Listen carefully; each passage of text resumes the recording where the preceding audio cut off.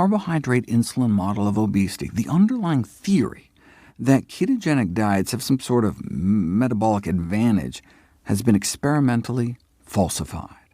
The keto diet's proponents' own studies showed the exact opposite. Ketogenic diets actually put you at a metabolic disadvantage and slow the loss of body fat. How much does fat loss slow down on a low-carb diet? If you cut about 800 calories a day of carbohydrates from your diet, you lose 53 grams of body fat a day. But if you cut the same number of fat calories, you lose 89 grams a day. Same number of calories, but 9 pats of butter worth of extra fat melting off your body every day on a low-fat diet, compared to the low-carb diet. Same number of calories, but about 80% more fat loss when you cut down on fat instead of carbs. Here's the graph. Cut 800 calories from your diet by cutting carbs, and you do lose body fat, but cut out the same number of calories by cutting fat, and you lose even more body fat, 80% more body fat lost.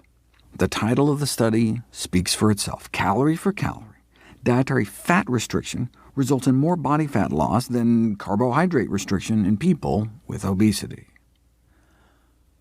But just looking at the bathroom scale, though, would mislead you into thinking the opposite. After 6 days on the low-carb diet, study subjects lost 4 pounds. On the low-fat diet, they lost less than 3.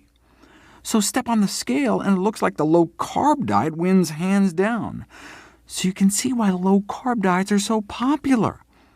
But what was happening inside their bodies tells the real story.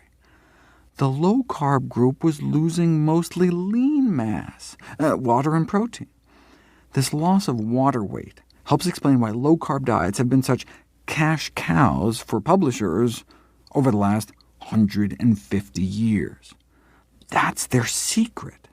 As one weight loss expert noted, rapid water loss is the $33 billion diet gimmick. When you eat carbohydrates, your body bulks your muscles up with glycogen for quick energy. Eat a high-carbohydrate diet for 3 days, and you may add about 3 pounds of muscle mass onto your arms and legs.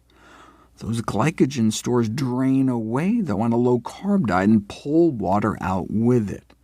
And the ketones also need to be flushed out of the kidneys, pulling out even more water. On the scale, that can manifest as 4 more pounds coming off within 10 days, but that all can be accounted for in water loss.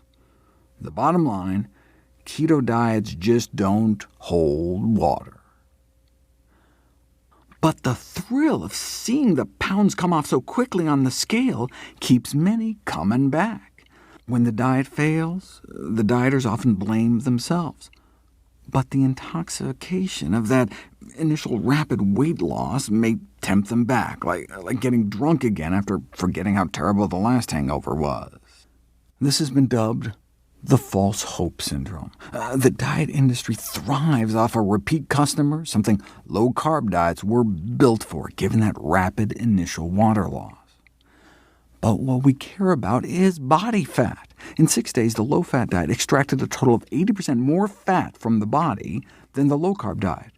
That's not just one study. If you look at all the controlled feeding trials, where researchers compared low-carb diets to low-fat diets, swapping the same number of carb calories for fat calories, or vice versa, if a calorie is just a calorie, then all the studies should have crossed that zero line in the middle, and indeed, 6 did.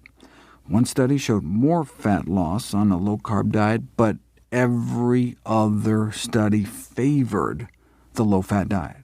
More loss of body fat eating the same number of calories. Put all the studies together, and we're talking 16 grams more daily body fat loss on the low-fat diets. That's 4 more pats of butter melting off your body on a daily basis. Less fat in the mouth means less fat on the hips, even taking in the same number of calories.